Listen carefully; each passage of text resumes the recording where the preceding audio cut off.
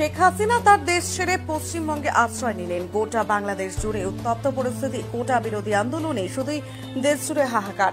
ছাত্র সমাজের প্রতিনিধিরা নিজেদের সঁপিয়ে দিয়েছেন পুলিশের গুলির সামনে। বাংলাদেশে চলছে সীমাহীন অরাজকতা। জারি করা হয়েছে কারফিউ। স্থানীয় সময় বিকেল 3টে জাতির উদ্দেশ্যে ভাষণ দিয়েছে বাংলাদেশের সেনাবাহিনী প্রধান।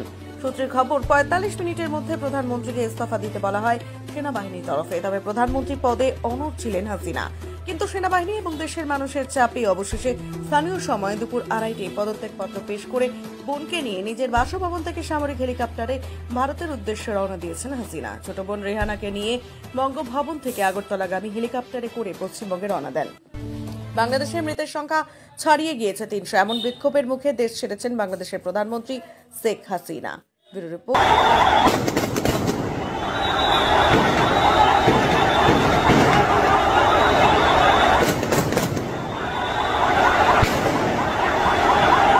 পরিমাণ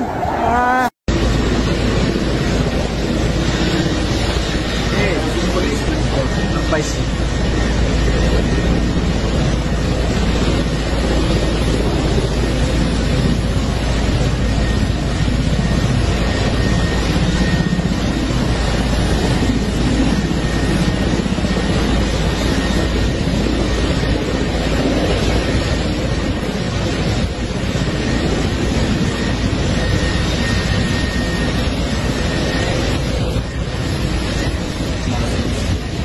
যারা দেখতে পাচ্ছেন তারা কিন্তু অলরেডি এখানে উপস্থাপন করছে।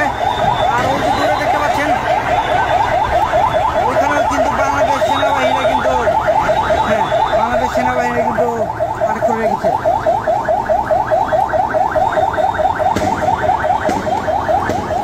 আর অলরেডি দেখতে পাচ্ছেন ওইখানে কিন্তু কন্ট্রোল না মানলে যারা কন্ট্রোল করতেছে না, যেই সাইডটা কন্ট্রোল করতেছে না সেই সাইডে কিন্তু গুলি চালানো হচ্ছে। যে এই কারণে যেন কন্ট্রোল রাখতে পারে। আর দেখতে পাচ্ছেন সেনাবাহিনীগুলো আরো অনেক বেশি সেনাবাহিনীগুলো মোতায়েন করা হয়েছে।